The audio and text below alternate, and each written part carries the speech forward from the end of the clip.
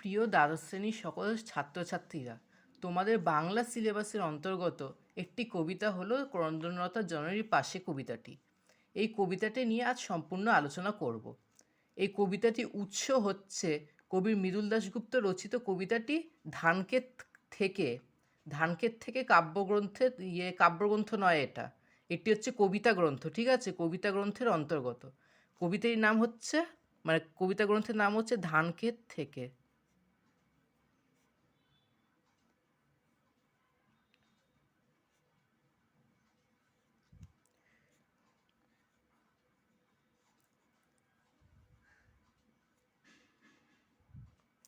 এটাই হচ্ছে কবিতা গ্রন্থটির নাম।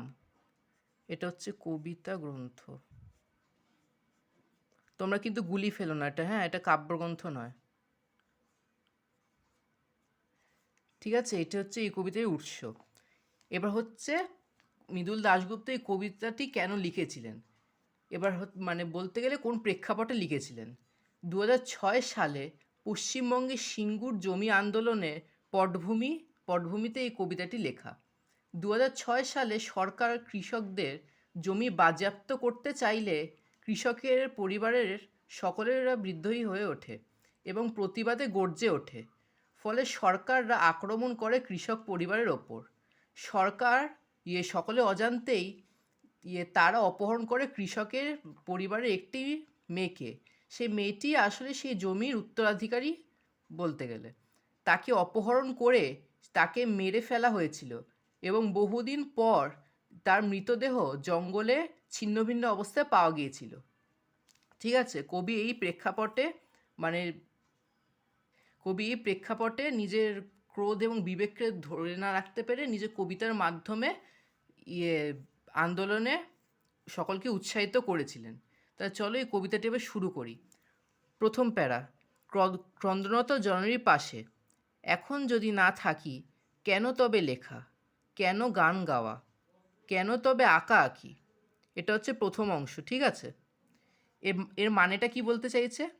দেশের অবস্থা যখন সংকটাপন্ন, দেশের জননী যখন শোচনীয় অবস্থা, দেশমাতৃকার এরকম শোচনীয় অবস্থা দেখে দেশজননী এমন বিপন্ন অবস্থায় যদি কবি তার পাশে না দাঁড়াতে পারেন, তবে তার লেখালেখি, গান গাওয়া, ছবি আঁকার মতো সকল শিল্পকর্ম এবং সকল শিল্পসত্তাই বিফলে যাবে বলে কবি মনে করেন।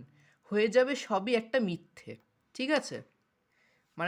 এই প্রথম স্ট্যান্জারে প্রথম অংশের মধ্যে দিয়ে কবি বলতে এনেছেন, কবি যদি ক্রন্দনরত জননীর পাশে না থাকতে পারেন, তাহলে সকল লেখালেখি, গান গাওয়া এবং ছবি আঁকা সকল শিল্পচর্চায় বৃথা হয়ে যাবে। এবার আসি দ্বিতীয় অংশে। নিহত ভাইয়ের শবদেহ দেখে নাই যদি হয় ক্রোধ, কেন ভালোবাসা, কেন বা সমাজ, কিসের মূল্যবোধ। এটা হচ্ছে দ্বিতীয় অংশ।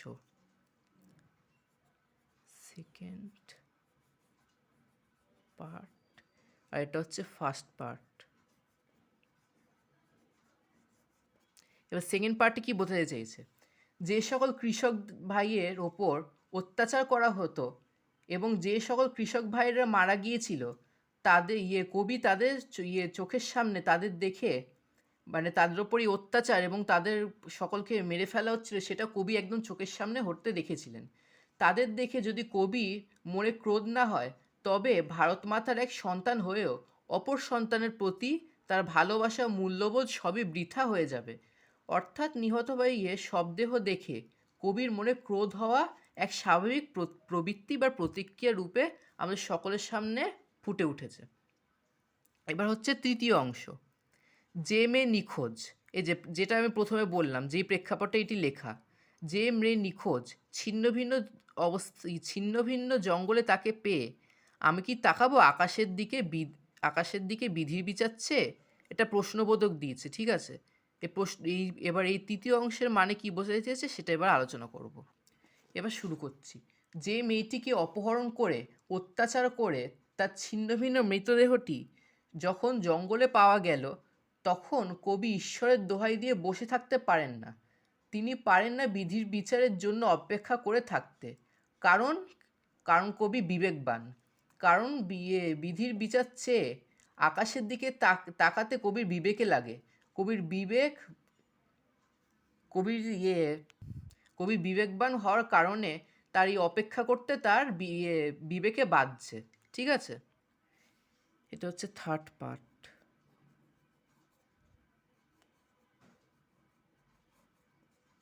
ঠিক আছে, এবার চতুর্থ অংশ অর্থাৎ শেষ অংশ। আমি তা পারি না। ঠিক আছে, যা পারি কেবল সেই কবিতায় জাগে, আমার বিবেক আমার বারুদ বিস্ফোরণের আগে। মানে এখান দিয়ে একটা খুব ইম্পর্টেন্ট প্রশ্ন আছে, বড় প্রশ্ন হিসেবে, আমি তা পারি না, কবি কি পারেন এবং কি পারেন না সেটা নিয়ে একটা তাৎপর্য দেয়। ঠিক আছে, আর লাস্ট লাইন দিয়ে আসে, আমার বিবেক আমার বারুদ বিস্ফোরণের আগে। ঠিক আছে, এই লাস্ট লাইনটা মানে লাস্ট পার্টটা খুব ইম্পর্টেন্ট। ঠিক আছে, লাস্ট পার্ট, এই পার্টটা খুবই ইম্পর্টেন্ট, এখান দিয়ে সাধারণত প্রশ্ন আসে। ঠিক আছে, এবার শেষ অংশে আলোচনাটা করব। কবি বিধির বিচার চেয়ে বসে থাকতে পারেন না। কবি একজন শিল্পী, তিনি তার বিবেকের বারুদের সঙ্গে বিবেককে বারুদের সঙ্গে তুলনা করেছেন। কবির বিবেক আর তার শিল্পসত্তা একসঙ্গে মিশ্রিত হয়ে বিস্ফোরণ জাগাবে। কবির লেখা এই কবিতাটি সকলে পড়ে সমাজের বিবেকবানদের মধ্যেও বারুদের সৃষ্টি করবেন, ফলে তারা একসঙ্গে গর্জে উঠবে এবং এই অন্যায়ের ওপর ওপরে বিস্ফোরণ ঘটাবে। মানে যাতে তারা একসঙ্গে গর্জে উঠবে এবং এই অন্যায়ের ওপর বিস্ফোরণ ঘটাবে। ঠিক আছে, যাতে এই অন্যায় অবিচার একদিন শেষ হয়ে যায়। মানে সেই মেয়েটির হয়ে এবং যে সকল নিহত ভাইয়ের শবদেহ পাওয়া গিয়েছিল, মানে যে সকল কৃষক ভাইদের মেরে ফেলা হয়েছিল, তাদের প্রতি হওয়া অন্যায় অত্যাচারের প্রতিশোধ নেবেন এবং সেই সকল যারা অত্যাচার করেছে তাদের ওপর অন্যায়ের বিচার করবেন। এই সকল বিষয়ে এবার পরে আলোচনা করব। এই ভিডিওটি ভালো লাগলে অবশ্যই সাবস্ক্রাইব করো, আমার পাশে থেকো। পরবর্তীকালে এই কবিতাটির এসএকিউ এবং এমসিকিউ এবং বড় প্রশ্নের সাজেশন নোটস আসতে চলেছে। আমার পাশে থেকো, আমার সঙ্গে থেকো। এই কবিতাটি একটি রাজনৈতিক কবিতা। ঠিক আছে, এই জন্য এই কবিতাটি নিয়ে বেশি ডিটেলস করা গেল না, কিন্তু যতটা সম্ভব আমি চেষ্টা করেছি তোমাদের বুঝিয়ে দেওয়ার ওপর মানে যতটা বোঝানো যায়, যতটা বোঝানো সম্ভব, যাতে রাজনীতি মানে কোনো অংশই যাতে তোমাদের সামনে না ফুটে ওঠে।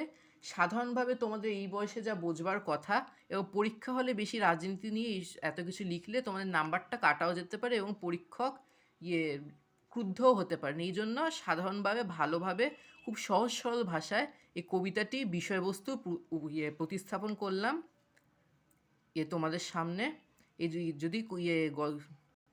যদি কবিতাটি আলোচনা তোমাদের ভালো লাগে তাহলে অবশ্যই আমাদের জানিও। পরবর্তীকালে কোন বিষয় এবং কোন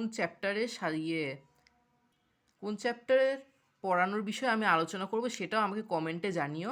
আশা করি পরবর্তীকালে আবার দেখা হবে। তাহলে আজ এই অবধি, পরবর্তীকালে দেখা হবে নতুন কোনো ভিডিওতে। আজ আসি, ধন্যবাদ।